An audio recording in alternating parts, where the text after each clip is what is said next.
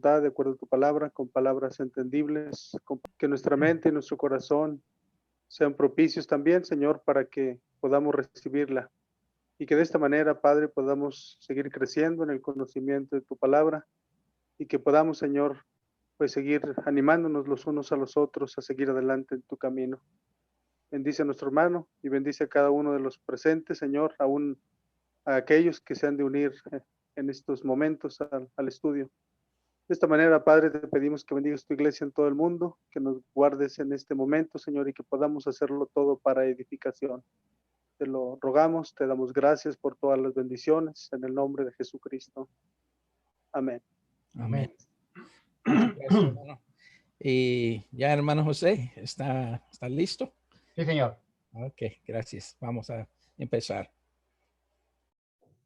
Primeramente, a Dios le damos las gracias por la vida que nos concede y la oportunidad que nos concede de hablar de su palabra santa y bendita. También reconocemos y damos gracias a los hermanos que patrocinan y organizan este evento, el cual consideramos de suma importancia mayormente en estos tiempos de vicisitud.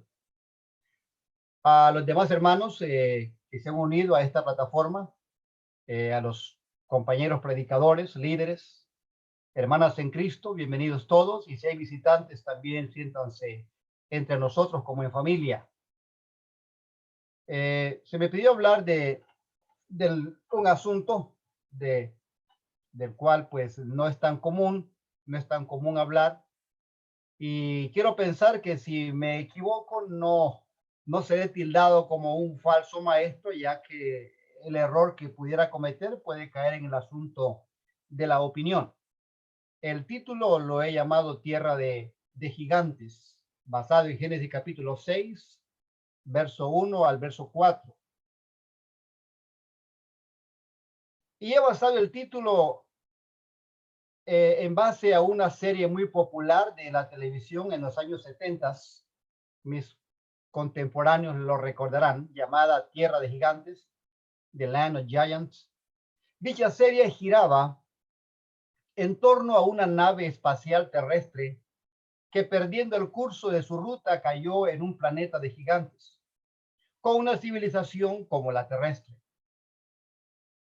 La trama de la serie se desarrolla en que los hombrecitos, nombre con que los gigantes se referían a los terrícolas, no querían dejarse atrapar de los gigantes, mientras que el afán de los gigantes era atrapar a los hombrecitos para saber de la nave en la que habían caído y usarlos como experimentos de laboratorio. Este era más o menos las portadas que aparecían en la serie. Hablo de los 70s, y pues era muy divertido. No teníamos televisión en mi casa, yo pagaba 5 centavos por la noche para ir a ver el capítulo de Tierra de Gigantes, muy popular en inglés también. No es mi intención hablar precisamente de esta serie de televisión, pero he querido usar esta ficción y compararla con la imaginación e interpretación que algunos grupos religiosos hacen de algunos pasajes de las Escrituras. Y queremos, en primera instancia, hablar de matrimonio entre humanos y ángeles produjo gigantes. Esa es la premisa, esa es la propuesta, la proposición de algunos grupos, y algunos comentarios dicen eso basándose en Génesis capítulo 6. Y vamos a dar la lectura a los versículos de mención, y dice así el versículo 1 de capítulo 6. Aconteció que cuando comenzaron los hombres a multiplicarse sobre la faz de la tierra, y les nacieron hijas, que viendo los hijos de Dios que las hijas de los hombres eran hermosas, tomaron para sí mujeres, escogiendo entre todas. El verso 3 dice: y dijo Jehová, no contenderá mi espíritu con el hombre para siempre, porque ciertamente él es carne, mas serán sus días 120 años. Había gigantes en la tierra en aquellos días, y también después que se llegaron los hijos de Dios a las hijas de los hombres, y les engendraron hijos. Estos fueron los valientes, que desde la antigüedad fueron varones de renombre.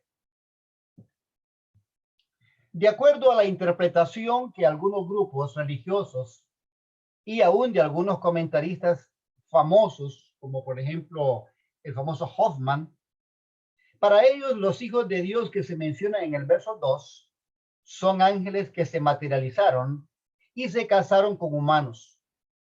Y los gigantes mencionados en la misma fue el resultado de dichos matrimonios. Vamos a analizar los textos que hemos mencionado.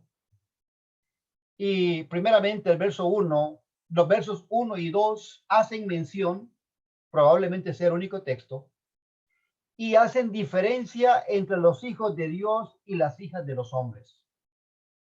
Es un poco difícil determinar con precisión de dónde surge esta diferencia entre los hijos de Dios y los hijos de los hombres.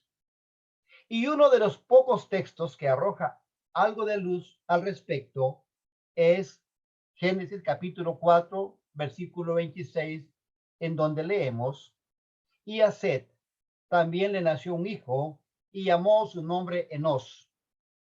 Entonces los hombres comenzaron a invocar el nombre de Jehová. Como vemos en este texto, figuran Set, tercer hijo de Adán y Eva, y figura Enos, su hijo, agregando el texto que después de ellos los hombres comenzaron a invocar el nombre de Dios o el nombre de Jehová. Al parecer, a partir de este verso comienza a verse una línea que marca la diferencia entre los hijos de Dios, descendientes de Set probablemente, en alusión a ellos, con el resto de los hombres. La brecha se ve de aquí en adelante y en muchos pasajes posteriores vemos entonces la diferencia entre hijos de Dios e hijos de hombres. En el verso 3 parece indicar el desagrado de Dios por la relación entre sus hijos y los hijos de los hombres, poniendo un límite a la existencia humana. Por otro lado, hemos de mencionar que Dios había sufrido dos grandes decepciones. Primero, Eva había permitido la entrada del pecado en la creación de Dios. Y en segundo lugar, Caín había cometido el primer homicidio o fratricidio. Entonces es probable que la expresión de que dice el versículo 3, que dijo Jehová Dios, no contenderá mi espíritu con el hombre para siempre, es probable que tenga su raíz en estos hechos desagradables, ya que todo lo que Dios había creado era bueno. Ahora bien, en relación al versículo 4, dice, había gigantes en la tierra en aquellos días.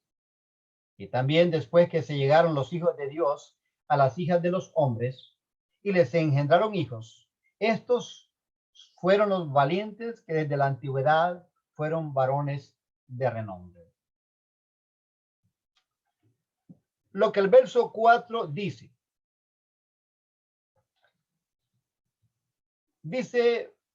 que había gigantes en la tierra. Eso no es de extrañarse, vamos a explicarlo luego. El verso 4 dice que los hijos de Dios se llegaron a las hijas de los hombres. El verso 3 dice que les engendraron hijos. El mismo verso dice que estos fueron los valientes que desde la antigüedad fueron varones de renombre. Ahora bien, vamos a ver lo que el verso no dice. El verso 4 no dice que los hijos de Dios se refiera a ángeles en ninguna parte, ni textual ni inferida. El verso 4 no dice que los gigantes hayan sido el resultado de la unión de entre los hijos de Dios y las hijas de los hombres. El verso 4 no dice que los valientes y los gigantes se refiera a los mismos personajes. Quienes aseveran tal propuesta lo lo infieren, lo imaginan, lo meten de una manera irresponsable, porque el versículo no es responsable de estas aseveraciones. Ahora bien, aquellos que promulgan la idea de que los hijos de Dios se casaron, o los ángeles se casaron con las hijas de los hombres, dicen que dichos ángeles sufrieron un castigo, y para ello usan Judas capítulo 1, verso 6, en donde leemos: y a los ángeles que no guardaron su dignidad, sino que abandonaron su propia morada, los ha guardado bajo oscuridad en prisiones eternas para el juicio del gran día. Como vemos, sacando de contexto el verso anterior, los falsos maestros tratan de darle algún sentido a su fábula, aseverando que estos ángeles son los mencionados en Génesis capítulo 4, verso 1 al 6, siendo castigados por la acción cometida. Bueno, esto no es algo de extrañarnos, hermanos y amigos, puesto que así funciona la argumentación de los grupos sectarios. Agarran textos por aquí, agarran textos por allá, haciendo caso omiso de las reglas de interpretación, y van tejiendo una telaraña hasta que forman una fábula y la presentan a las personas. Por supuesto que si las personas ignoran la forma de interpretar las palabras de Dios, la Biblia, entonces tales ideas son aceptadas. Los que nunca han hablado con un testigo, cuando lo hagan, pregúntele usted a ellos de dónde sacan la idea, por ejemplo, que viviremos en la tierra para siempre. Pregúntele a ellos cómo es el caso que los humanos van a jugar con los leones, van a jugar con los tigres. Pregúntenles a ellos y se van a dar cuenta cómo de forma tan artificiosa tejen esas creencias, tejen esas fábulas, y pareciera cierto. Y no solamente lo dicen y lo enseñan, sino que plasman en folletos, plasman en figuras, plasman en revistas lo que a su imaginación les parece que va a pasar aquí en la tierra. Sin embargo, cuando uno de estos sectarios, mormones o testigos, olfatean que usted tiene cierto conocimiento, marcan su casa de alguna forma y usted ya no es visitado nuevamente. Es una estrategia de ellos. Bueno, prosiguiendo con el asunto. ¿Qué dijo Jesús de los ángeles? Jesús dijo allá en Marcos capítulo 12, versículo 25, porque cuando resuciten de los muertos, ni se casarán, ni se darán en casamiento, sino serán como los ángeles que están en los cielos. En este verso Jesús compara a los resucitados con los ángeles, en el sentido de que estos no se dan en casamiento ni se casan, echando por bajo, derribando la teoría de que en Génesis 6 los ángeles se materializaron y contrajeron matrimonio con humanos. Entonces, este no es el único verso, creo que está también uno ahí en Mateo 12:30, en donde Jesús asevera lo mismo, y otros textos más que dan la idea que los ángeles no tienen participación directa en la vida terrena o en la vida terrenal. Cabe mencionar que los gigantes, cualquiera haya sido su aspecto o estatura, perecieron durante el diluvio, pues solo sobrevivió Noé y su familia. Vamos a suponer de que los ángeles, vamos a hipotetizar por un momento, vamos a ponernos en los zapatos de los falsos maestros y aceptar la idea de que los gigantes fueron el producto de la relación entre ángeles y humanos. Sin embargo, encontramos que toda la raza humana pereció durante el diluvio, excepto Noé y su familia. Leemos en capítulo 7, verso 23 de Génesis. Así fue destruido todo ser que vivía sobre la faz de la tierra, desde el hombre hasta la bestia, los reptiles y las aves del cielo. Y fueron raídos de la tierra, y quedó solamente Noé y los que con él estaban en el arca. Entonces, si esos eran gigantes, entonces allí perecieron también. Pero nos encontramos aquí con otro problema, y es que los gigantes existieron aún después del diluvio. La Biblia menciona en el Antiguo Testamento a varios personajes denominados gigantes por su estatura después del diluvio. Uno de los más conocidos fue Goliat. Lo extraño es que si los gigantes fueron el producto de la unión entre ángeles y humanos, tal hecho no se menciona ni se repite después del diluvio. Entonces, como que la teoría, la creencia se va derrumbando. Y yo no habría considerado hablar de este asunto si no fuera por la abundancia, porque he buscado comentarios no tan fiables, no tengo ninguno de la Iglesia de Cristo.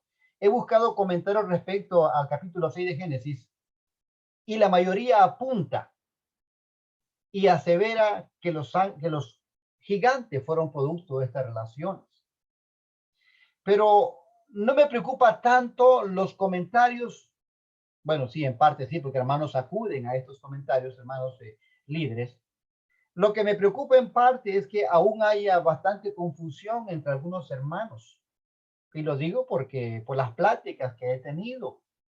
Eso sí me preocupa un poco, y esta lección va enfocada en ese sentido, a tratar de dilucidar estos puntos, este error, para que lo aclaremos, para que lo consensuemos y para que lo difundamos cuando encontremos a alguien confundido. Muy bien. Prosiguiendo con el asunto, dice Primera de Samuel capítulo 17, verso 4. Salió entonces del campamento de los filisteos un paladín, el cual se llamaba Goliat de Gat. Gat era una ciudad de Filistea, y tenía de altura 6 codos y 1 palmo. Como leemos, la estatura de Goliat era un poco más de 7 pies de altura, y por ello era considerado un gigante.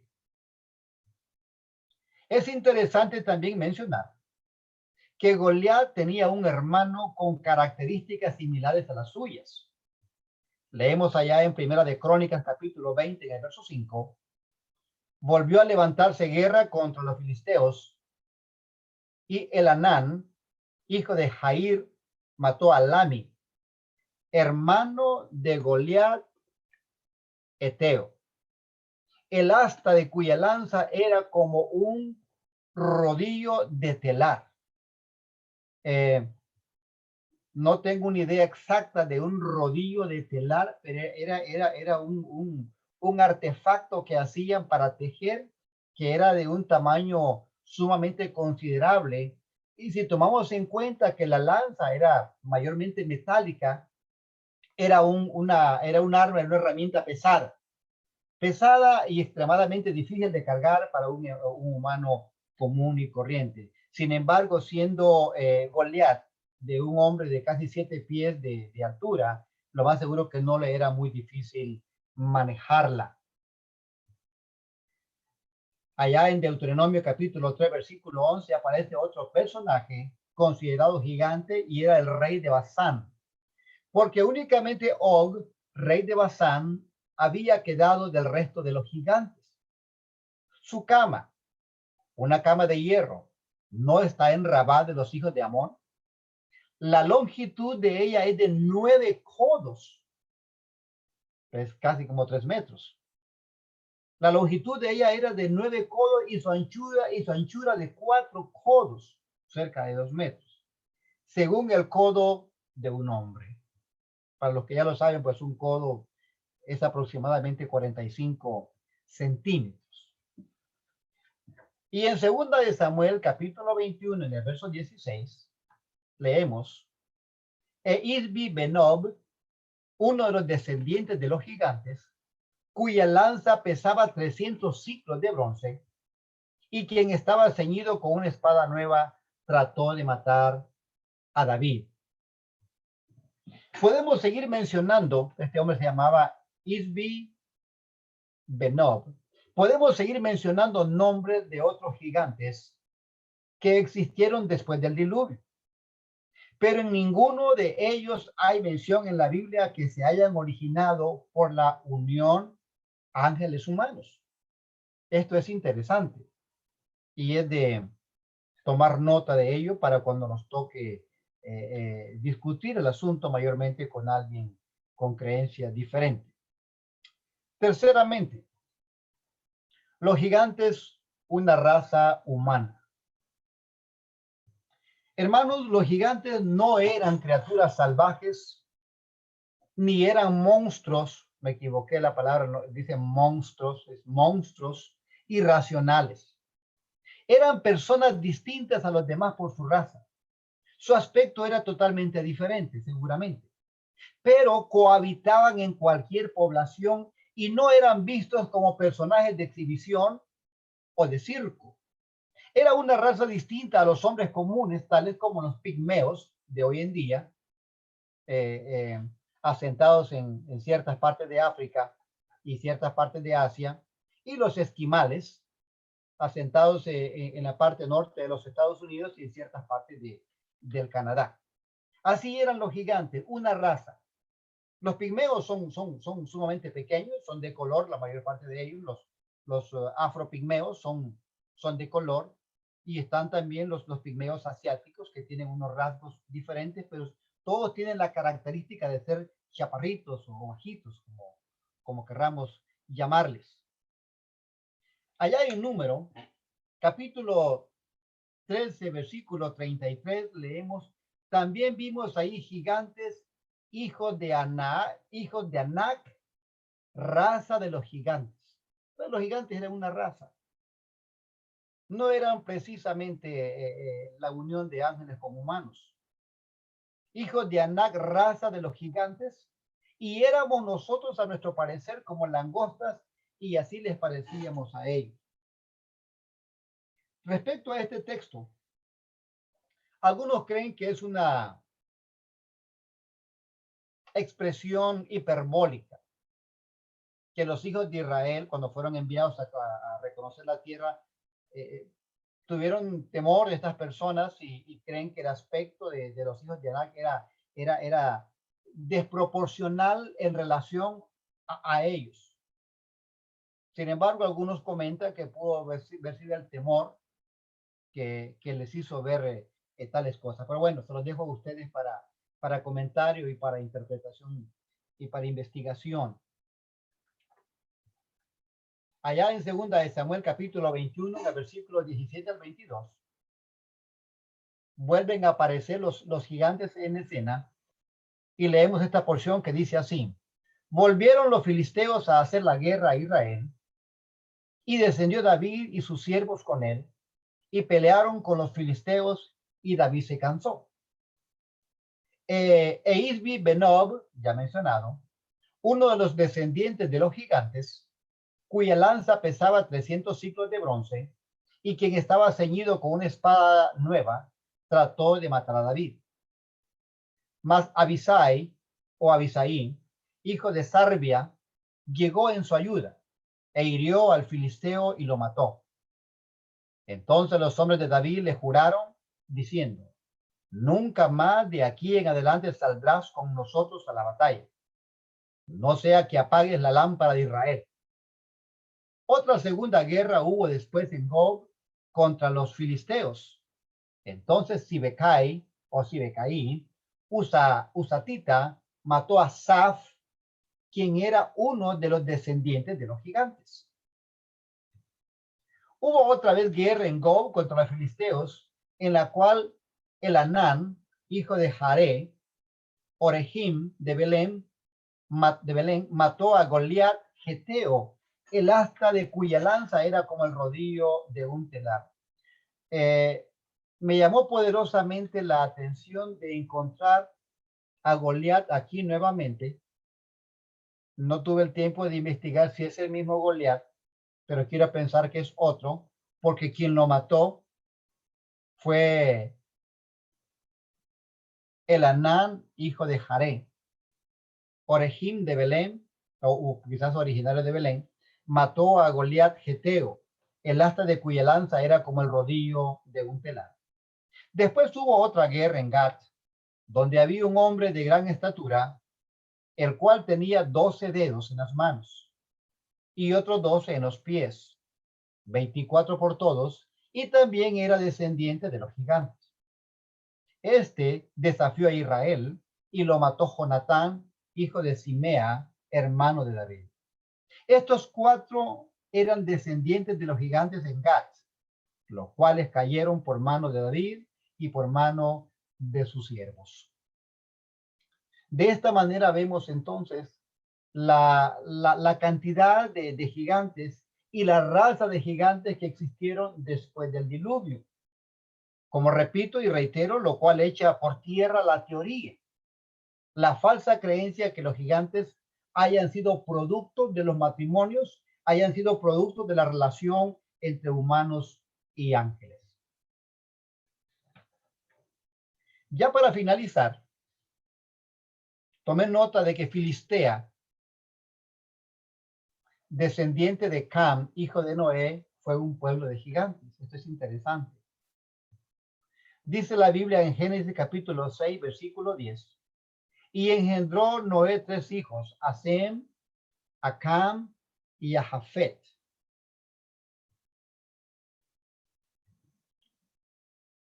Pongan la atención al nombre de Cam. Y dice ahí en Génesis capítulo 10, en el verso 6, los hijos de Cam, Cus, Misraim, Fut y Canaán. Misraim engendró a Ludim y a Namín, a Leabim, a Naftuim, a Pastrusim, ¿la familia suya pastrana? Se llama Pastrusim, a Calsuim, de donde salieron los filisteos, y a Caftorim. Entonces, Cam fue el conquistador o el originador de Filistea, y Filistea fue cuna, o una de las cunas. Habían 3 cunas, estaba también Hebrón y estaba otro pueblito por ahí que también era característico de poseer gigantes. Siempre en el mismo orden, allí en Primera de Crónicas, capítulo 1, versos 11 y 12, leemos: Misraim engendró a Ludim, Anamim, Leabim, Naftuim, Patrusim y Casluim. De estos salieron los filisteos y los caftoreos. Recuerden, no pierdan de vista que los gigantes tenían mayormente su sede ahí en Gat, que pertenecía a Filistea. Pero Estados Unidos no se queda atrás.